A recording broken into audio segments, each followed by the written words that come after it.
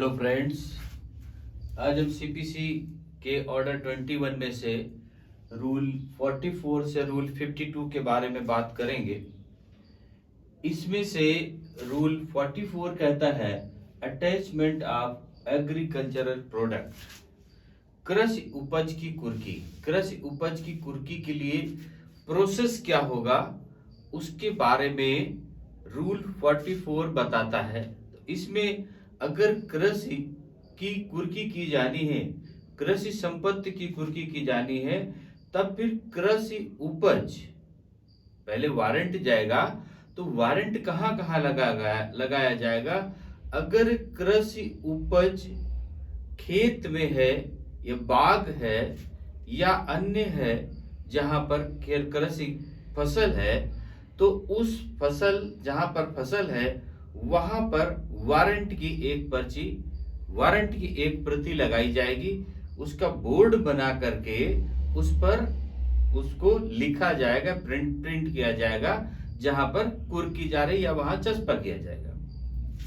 अगर वह फसल कट चुकी है और कटने के बाद में खलिहान में लगा दी गई है उसे अनाज निकालने के लिए, तब उस खलिहान में उसका एक वारंट का एक प्रति या वही बोर्ड लगा करके उसको प्रिंट कर दिया जाएगा कि ये फसल कुर्क की जा रही है।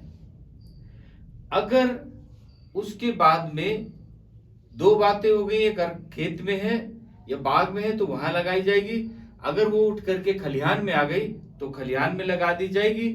अब व्यक्ति कह सकता है कि उसको उसकी प्रति या नोटिस नहीं मिली, तो एक प्रति वह निर्णित ऋणी के घर के बाहर जहां पर इजीली उसको देखा जा सकता है वहां पर उसे लगाया जाएगा। तो ये बात हो गई उसको सूचना देने की कि उसकी फसल की कुर्की की जा रही है और वह फसल के कुर्क के लिए तैयार है। इस बात को 44 में कहा। अब इसका रूल 45 कहता है provisions as to agricultural product under attachment. इसका रूल 45 जो है कहता है कुर्क की गई कृषि उपज के बारे में ऊपर जो फसल कुर्क की गई है उसके बारे में प्रोसेस क्या कहे गए हैं कि जो फसल उपज खेत में खड़ी हुई है, जो फसल खेत में उगी हुई है, उस फसल की बात करते हैं, तो पहले उसे कुर्क करना है अगर, तो उसके सुरक्षा का इंतजाम करना होगा कोर्ट को। चाहे वह व्यक्ति उस इंतजाम को निर्णित ऋणी को ही दे सकता है कि आप इस फसल की सुरक्षा करें और इसके या कृषि उपज की सुरक्षा करें, और जब ये कट जाएगी, पक जाएगी, कट करके उसको सुरक्षित स्थान में रखें, भंडारण में रखें। इस बात की जिम्मेदारी वह निर्णित ऋणी को भी दे सकती है या अन्य किसी व्यक्ति को दे सकती है। अगर अन्य किसी व्यक्ति को देती है तो जो उसमें खर्चा होगा वो निर्णित ऋणी में से डिडक्ट किया जाएगा। इस बात के लिए रूल 45 कहता है। अब रूल इसमें से ये जो मेन पार्ट है, इसका जो मेन चीज है उस रूल की, उस बारे में हम डिस्कस कर रहे हैं। बाकी प्रोसेस उसके लंबे हैं, उन लंबे प्रोसेस के लिए एक्ट में उस रूल को देखा जा सकता है, लेकिन जो रूल कहता है उस रूल में जो आवश्यक पार्ट है जिसको हमें याद रखना, उसकी बात हम यहाँ पर क्लियर कर रहे हैं। अब रूल 46 इसका कहता है अटैचमेंट ऑफ डेब्ट share and other property not in position of judgement debtor. इसका रूल 46 एक बड़ा रूल है, इसके कई पार्ट हैं इसमें से, तो अभी इसके साथ में न इसको क्लियर करके इसको सेपरेट पार्ट में हम रूल 46 को क्लियर करेंगे इसके बाद में। अभी रूल 47 क्या कहता है? इसका attachment of share in movable. 47 कहता है जंगम संपत्ति में अंश की कुर्की। जंगम संपत्ति मूवेबल प्रॉपर्टी जो एक स्थान से हटा करके दूसरे स्थान पर रखी जा सकती है। तो इन्होंने कहा ऐसी संपत्ति जो जंगम है, जो मूवेबल प्रॉपर्टी है और उस प्रॉपर्टी में निर्णीत ऋणी का हक है, अंश है, उसका कोई पार्ट, उसका कोई शेयर, उसका हिस्सा है, उसकी बात करते हैं कि अगर उसमें से कई सह स्वामी हैं, कई लोगों का हिस्सा है और उसमें से कुछ एक हिस्सा उस निर्णीत ऋणी का है, तो निर्णीत ऋणी को नोटिस दे करके ये बात उसको कोर्ट अपने समक्ष बुला करके कहेगी कि आप अपना शेयर डिक्लेयर करें और उस शेयर को ऋण के रूप में उसको ट्रांसफर करें।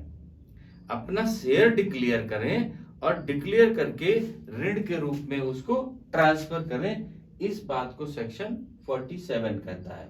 सेक्शन 48 कहता है अटैचमेंट ऑफ सैलरी और allowances of servant of the government और रेलवे कंपनी और लोकल अथॉरिटी।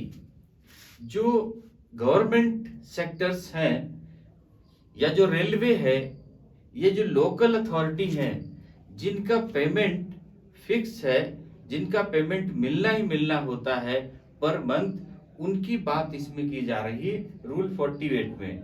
अगर उनकी संपत्ति कुर्क की जानी है, जो सरकार के सेवक हैं, जो रेल कंपनी है, जो निगम है, कारपोरेट्स हैं, या जैसी सरकारी कंपनी का वह सेवक है, ऐसे लोगों को अगर वह उस ज्यूरिडिक्शन के अंदर रहते हैं, उस कोर्ट के ज्यूरिडिक्शन के अंदर में रहते हैं, तो इसमें से रूल 60 के उपबंधों के अधीन पर कोर्ट आदेश कर सकेगा कि उसके वेतन में से, जो प्रतिमाह उसको मिल रहा, उसके वेतन में से या उसके फंड में से, अलाउंसेस में से, उसके फंड में से उसकी किस्त के रूप में काट दिया जाए, जो बराबर बराबर किस्तें बांट दी जाएंगी, या एक मुश्त अगर उसके पास पैसा है तो एक मुश्त उसमें से काट करके कुर्क करके उसको क्या दे दिया जाए, उस ऋण की अदायगी की जाए। ये बात रूल 48 कहता है। अब रूल 48 ए कहता है अटैचमेंट ऑफ सैलरी और अलाउंसेस ऑफ प्राइवेट एम्प्लॉइज। जो रूल 48 ए कहता है कि जो प्राइवेट एम्प्लॉय हैं, जो प्राइवेट एम्प्लॉय हैं, प्राइवेट कंपनियों के वेतन या भत्तों की कुर्की, वो भी सेम तरीके से की जाती है, उसमें कोई डिफरेंस नहीं होता। रूल 48 कहता है कि ऐसी कुर्की, ऐसे सेवक जिसको रूल 48 लागू है, मतलब 48 लागू का मतलब उसको रेगुलर सैलरी मिलती है, उसके अलाउंसेस कटते हैं, उसको अलाउंसेस प्राप्त होते हैं, ऐसे लोगों के बारे में कहा गया कि जिसमें रूल 48 लागू है। अब रूल 60 के अधीन, इसके रूल 60 के अधीन कोर्ट आदेश कर सकता है कि उसके वेतन में से या उसके अलाउंसेस में से जो एक मुश्त अगर पेमेंट बनता है तो एक मुश्त काट दिया जाए, या उसकी बराबर बराबर किस्तें कर दी जाए और किस्तों में काट करके उसको पेमेंट अदा किया जाए। इसके बाद में ये बात आ गई रूल 48 में ए में। लेकिन उनको क्या होना चाहिए, उस ज्यूरिडिक्शन, उस कोर्ट के ज्यूरिडिक्शन के अंतर्गत स्थित होना चाहिए। अब रूल 49 कहता है अटैचमेंट ऑफ पार्टनरशिप प्रॉपर्टी।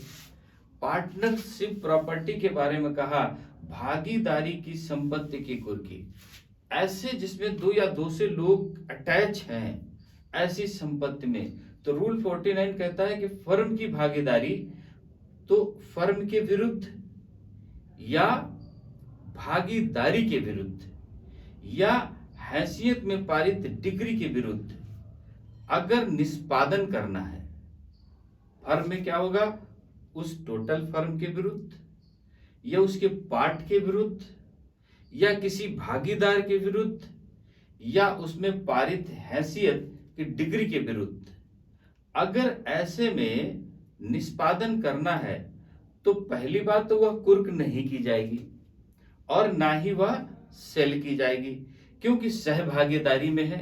इसलिए अगर वो सहभागीदारी में है तो उसको कुर्क, क्योंकि वो डिवाइड नहीं है, तो उसमें किसकी संपत्ति को कुर्क किया जा सकता है, वो पार्ट क्या है, इसके लिए कहा गया कि उसको कुर्क नहीं किया जा सकता, उसे सेल नहीं किया जाता। पहले उसको करना क्या पड़ेगा? पहले करना पड़ेगा, अगर आवेदन देता है, जो डिक्री होल्डर है वो आवेदन देता है कि इस फर्म के इस पार्ट से जो इनका शेयर है उससे इसको कुर्क कर लिया जाए, तो भागीदारी के लिए एक रिसीवर नियुक्त करेगा कोर्ट। और वो रिसीवर क्या करेगा कि जो उस भागीदार का लाभ उसमें से मिल रहा होगा, हित मिल रहा होगा, या उसका जो अंश होगा उसकी जांच करेगा, उसके अकाउंट्स की जांच करेगा, उसके डॉक्यूमेंट्स की जांच करेगा, और उस रिसीवर को नियुक्त करके जब वह पार्ट उस ऋण की अदायगी के लिए सेपरेट हो जाएगा, अलग हो जाएगा, तब वह उसे कुर्क कर सकता है या आदेश दे सकता है कि उसको विक्रय कर दिया जाए। अब विक्रय करने पर सबसे पहला राइट इसमें कहा कि जो भागीदार, जो उसका पार्टनर है, पहले उसका राइट है कि उसका पार्टनर उसको परचेज कर ले और ऋण की अदायगी कर दे। जब पार्टनर नहीं उसको भागीदार क्रय करता है तब वो फर्दर आगे के लिए बात की जाएगी। तो ये बात रूल 49 कहता है। अब रूल 50 कहता है execution of degree against firm. Rule इसका 50 कहता है फर्म के विरुद्ध डिग्री का निष्पादन। रूल 50 में कहा फर्म के विरुद्ध अगर डिग्री का निष्पादन करना है तो भागीदार की किसी संपत्ति के विरुद्ध, क्योंकि फर्म में हो सकता है कि उसका शेयर ना डिक्लेयर हो रहा हो, उसका लाभ ना आ रहा हो, तो पहले उसके डॉक्यूमेंट्स, किसी 49 में बाद उसके डॉक्यूमेंट्स की चेक कर दी जाएंगी, और चेक करने के बाद में उसकी कोई ऐसी संपत्ति जो उसकी व्यक्तिगत संपत्ति होगी उसके विरुद्ध उसमें से कुर्क की जाएगी, या ऐसे व्यक्ति के विरुद्ध जो आदेश 30 नियम 7 या 6 में स्वयं स्वयं स्वीकार करता है कि इस फर्म का इतना शेयर और ये पार्ट, ये हिस्सा या इसका इतना लाभांश जो मेरा है वो डिक्लेयर कर देता है, तब उसे कुर्क किया जाएगा। अब रूल 51 कहता है attachment of negotiable instrument. Rule 51 कहता है कि पराक्रम में लिखितों की कुर्की, पराक्रम लिखितों की कुर्की, अटैचमेंट ऑफ निगोशिएबल इंस्ट्रूमेंट। इसमें कहा कि कुर्की जो पराक्रम में लिखित का करना है, न्यायालय में वो नहीं है, अगर वह न्यायालय में नहीं है, और ना ही वह किसी ऐसे अधिकारी के समक्ष है, अधिकारी के पास में है जिसे डिप्यूट किया गया, ना तो कोर्ट में है ना अधिकारी के पास में है। तो सबसे पहले क्या होगा, उसका वास्तविक अभिग्रहण किया जाएगा, पहले उसको अटैच किया जाए, पहले उसको अंडर में लाया जाएगा, पहले उसको क्या किया जाएगा, अभिग्रहण किया जाएगा, वो जहां पर भी होगी। जब अभिग्रहण हो जाएगा तब उसमें न्यायालय उसको ऑर्डर कर सकता है कि उसे कुर्क कर दिया जाए, उसे सेल कर दिया जाए, उसको सेपरेट किया जाए, उसको जो उचित समझेगा वो न्यायालय आदेश करेगा। लेकिन अगर वह कोर्ट के या जो अधिकारी नियुक्त किया गया उसके कब्जे में नहीं है तब। अब रूल 52 इसका कहता है attachment of property in custody of court और पब्लिक ऑफिसर। अब इसमें रूल 52 में क्या, न्यायालय या लोक अधिकारी की अभिरक्षा में की संपत्ति की कुर्की। अभी रूल 51 में क्या आ गया कि वो पराक्रम में लिखित जो था वो कोर्ट की कस्टडी में नहीं था, और अधिकारी जो डिप्यूट किया गया उसके अंडर में नहीं था, उसके अधिकार में नहीं था, उसके कब्जे में नहीं था। अब इस रूल 52 कहता है कि अगर ऐसी संपत्ति जो कोर्ट या जो सेवक, लोक सेवक है उसके कब्जे में है, चाहे कोर्ट के कब्जे में है और चाहे उस अधिकारी जो उसको डिप्यूट किया गया उसके कब्जे में है, अगर ऐसा है तब वह क्या करेगा, सूचना देगा उस किसको, उस निर्णित ऋणी को, अनुरोध उसके किसके, डिग्री होल्डर के प्रार्थना पत्र पर कोर्ट सूचना देगा उस निर्णित ऋणी को कि उसकी संपत्ति या उसके ब्याज या उसके लाभांश में से क्यों न कुर्क करके उसके ऋण की अदायगी कर दी जाए, डिक्री का निष्पादन कर दिया जाए। इस बात के लिए रूल 52 कहता है कि अगर उसके पोजीशन में है, कोर्ट के या जो अधिकारी नियुक्त किया गया है उसके पोजीशन में है, तब ये बात कहता है कि वह अगर डिक्री होल्डर प्रार्थना पत्र देता है तो कोर्ट निर्णित ऋणी को सूचना देगा कि उसके जो उसके पोजीशन में है, जो उसके कब्जे में है, उस संपत्ति को या उसके ब्याज को या उसके लाभांश को वो क्यों ना कुर्क करके या सेल करके उस डिक्री का निष्पादन कर दे। तो ये बात आ गई रूल 52 की। तो अभी रूल 44 से रूल 52 तक जो मेन पार्ट था हर एक रूल का, उस पार्ट को हमने डिस्कस कर दिया। बाकी बहुत सारा डिटेल होता है तो उसको रूल से ही, एक्ट से ही समझा जा सकता है। इसमें से रूल 46 को हम सेपरेट एक्सप्लेन कर रहे हैं, वो बड़ा पार्ट है। Okay, thank you. रूल 53 से नेक्स्ट पार्ट में मिलते हैं। जय हिंद।